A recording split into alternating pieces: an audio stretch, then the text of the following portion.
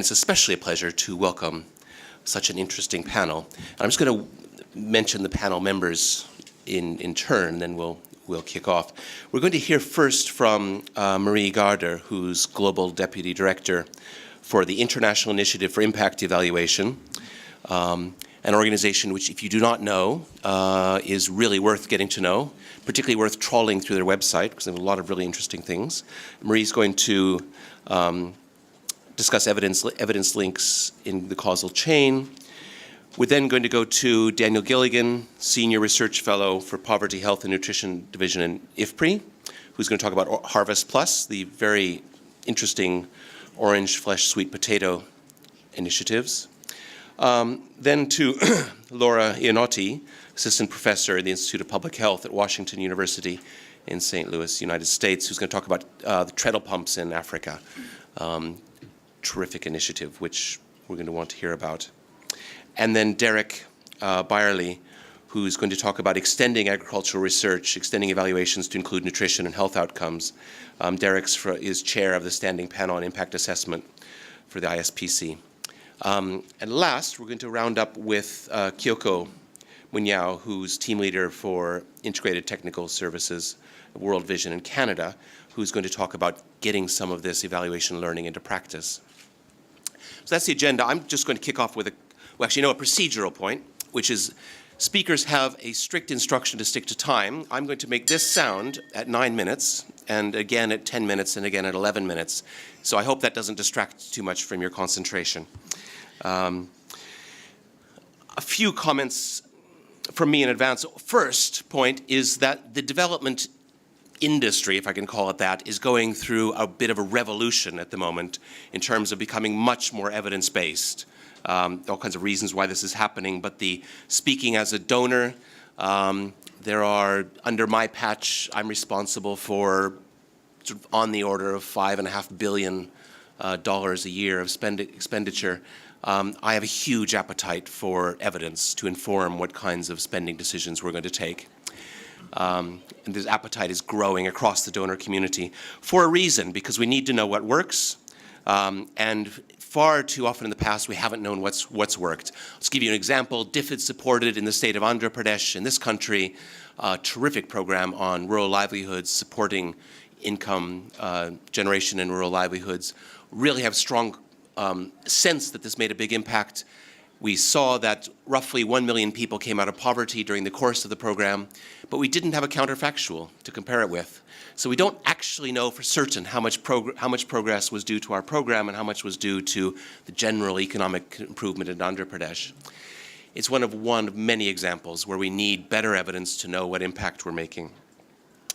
Evaluation has two critical functions. One is about accountability, holding us to account for what we're delivering, but secondly, and perhaps more importantly, learning, creating feedback loops to modify programs as they're in progress, to contribute to the global public good of global knowledge, to contribute to identifying what works and what doesn't work.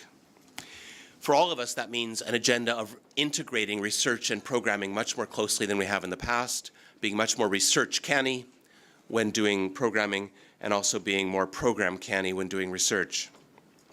We have, in the subjects of this conference, we have a real challenge in that there are two knowledge communities. The agriculture community and the health/nutrition community tend to use different methods for assessing impacts. They tend to have different vocabularies of evidence. They tend to speak in different ways, attend different conferences. And one of the challenges for us is finding a way to build a common epistemic community so that we can talk to each other and understand on a common basis how things work across the entire chain. So in that spirit, we want to see much more integration. It will be absolutely essential in that process that we use more and better quantified techniques, including control groups, including randomization where we can, but not go too far in that direction, to not forget the huge importance of regression analysis, the importance of anthropological techniques, lots of good ethnography, lots of good qualitative analysis, building that in and not forgetting it. So I think there's a challenge to address all of those things. Without further ado, I'm going to turn to the panel and ask Marie, who has a PowerPoint presentation, to kick us off. Thank you, Marie.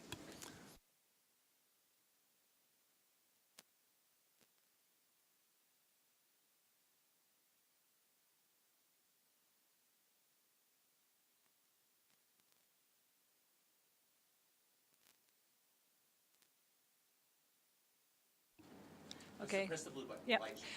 Okay, good afternoon, everybody.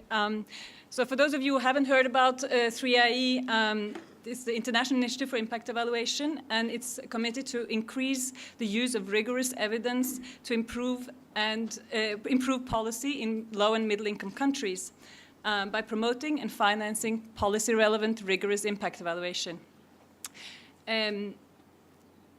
Out of our program, or one of our programs is dedicated to the production of what we call systematic reviews. And you might wonder, what are those? Systematic reviews, they examine the existing evidence on a particular intervention. Now, how does that differ from other types of reviews? Systematic reviews aim to provide unbiased assessment, as far as possible, of what works and why, through systematic identification of relevant studies and synthesis, both of quantitative and qualitative evidence.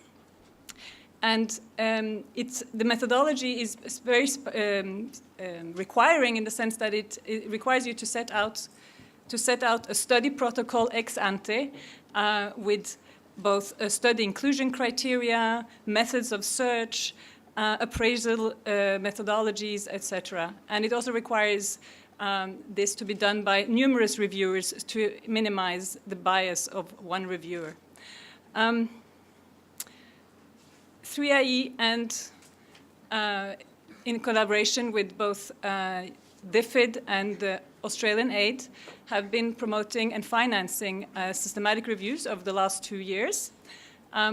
One of the very recent systematic reviews that was actually done in-house by our 3IE staff has come out with some preliminary findings, and it's a systematic review on the impact of farmer field schools. Now, as you know, farmer field schools is an increasingly popular type of agricultural extension and advisory services program, and one of its key components is also that farmers are encouraged to promote and share the information with their neighbors, their pals. And that is an integral part of the program. Now, what did the systematic review find? And just to mention that in terms of the amount of studies that finally were included that were of high enough quality, there were 13 studies covering 17 programs in various developing regions. It found that adoption of practices and impact, and also impact on agricultural yield, it found a significant positive impact on average across all the studies. However, very interestingly, rates of adoption and impacts on agricultural outcomes among the exposed farmers, i.e. those who were not directly trained but who were close and in proximity, that impact was limited.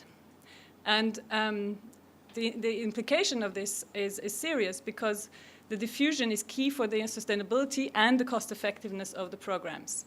And the other interesting finding was that impacts on welfare, nutrition, and health had not been examined. So an opportunity lost.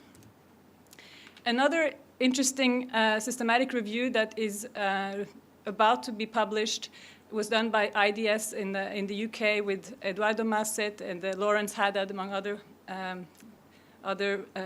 authors, is looking at impact of interventions to increase agricultural production on children's nutritional status. Now, what they found was that agricultural interventions considered have a positive impact on households' incomes and the consumption of specific foods promoted. They found very weak evidence of an impact on the absorption of micronutrients and on prevalence rates of stunting, wasting, and underweight in the -5-year-olds. Now, this was an update as opposed to previous reviews on the same topic. And it was a more rigorous way of looking at the evidence. And the conclusion, however, was that the absence of nutritional impact could be the result of poor methodological design of the studies rather than necessarily of program inefficacy.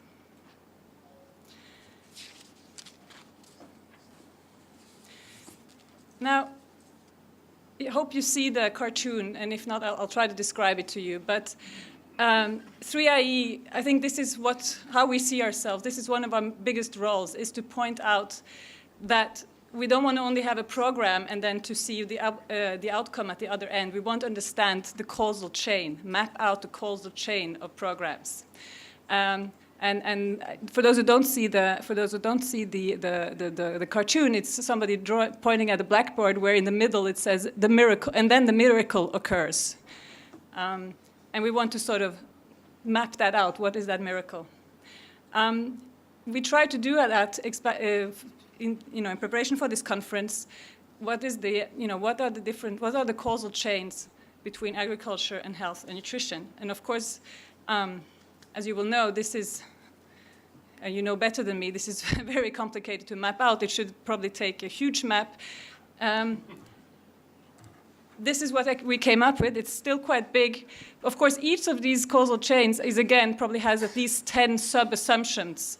And each one of you, a specialist in some area, will know about them. I'm not going to take you through this because of the 10 minutes, just to tell you that what you see on the left-hand side is sort of the inputs, the different type of agricultural interventions, such as infrastructure investments, agricultural technology, agricultural extension, information, credit and grants, input supplies, etc. All of this is what you find on the left-hand side. And then as you go through this diagram towards the right, you come through, you go to intermediate outcomes and then towards final outcomes. So in the intermediate outcomes, you have knowledge acquisition, assets acquisition, you then get adoption of new technologies, etc. You come towards the middle, you are in increased productivity, and then you move towards the end of the diagram, you get into expenditures in health and nutrition, and then some impacts on health and nutrition. Of course, there are many backlinkages here. For example, the increase in production may actually have also negative effects on health, etc. But we can come back to that in future discussions afterwards. Now, did we do this mapping out? Because we wanted to know, well, what do we know along this causal chain? So we created what I call the gap map. We first looked at our 3IE, DFID, and AusAid, either financed or to be financed studies. And we mapped, basically what you see here is just a table format of the diagram on the previous slide.